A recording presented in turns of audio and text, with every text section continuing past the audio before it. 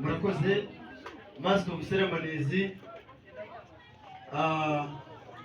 uwaje ahagarariye umushyitsi mukuru Honorable Hakizimana Martin na mutware Mr. Ivan wakoze kwita China. Mwese mu byubahiro byanyu turabakiriye kandi mwakoze kutugana. Amazina yanje ni Ndayambaje Xavier.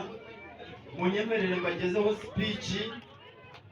Hari papura twatanze kugira ngo uko ndabona kubisoma namwe mugume murabikurikira, ariko ni speech itari ndende, ndagerageza kunyura mu ncamake. Iri kuvuga icya bafumbira kwifatanyiriza hamwe group office launching emisi 30 y'ukwa 12 2024.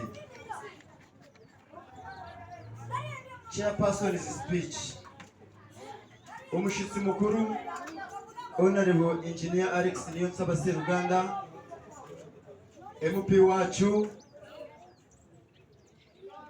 abayobozi mwese muri ahangaha mu byubahiro byanyu, ba Honorable Councilors, abayobozi b'amadini, patron wacu w'ikibina, director w'ikibina, mwese turabakiriye.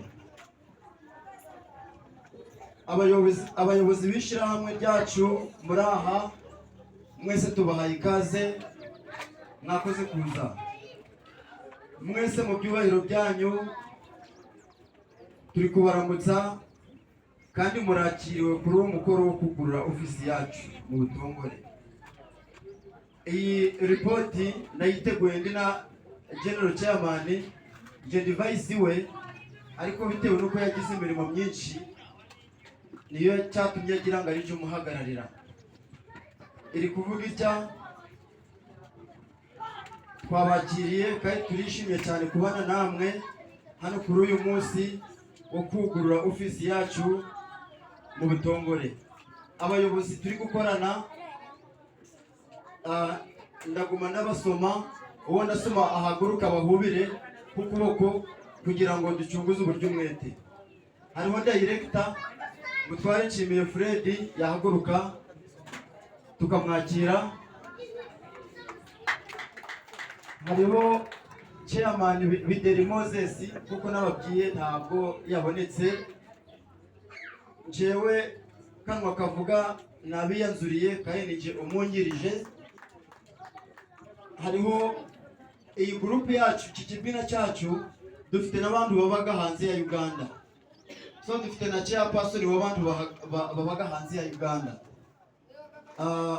Madamu Neza Aneti ahari yahaguruka gahubira ku bantu. Uyu niwe ukuriye abantu bari hanze ya Uganda.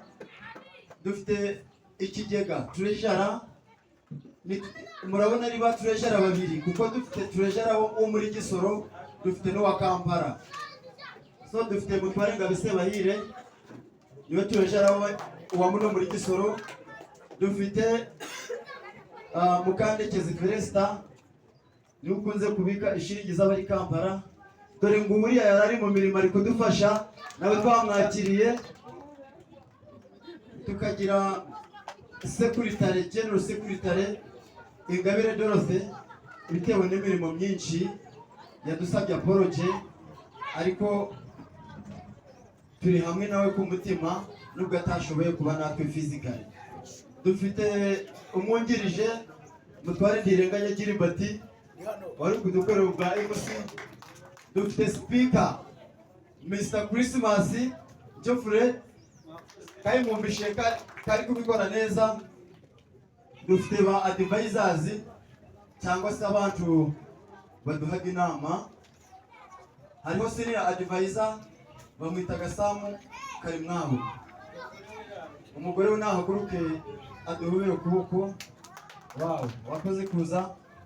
Assistant advisor yitwa Byakatonda Gideon, nawe bitewe n'impamvu z'akazi tatwashoboye kumubona. Dufite woman advisors, dufite mo Melania Maniraguha ni namubonye umugeni wacu. Dufite Madamu Bonese Bahire, Assistant Woman Advisor. Then tukagira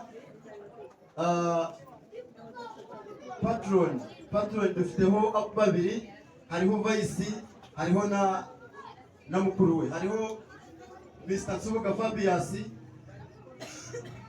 ntayashoboye kuboneka, ariko vice wari hano Mahoro Jennifer aka Prince Daniel katumwakire nawe murareba asanishiringi.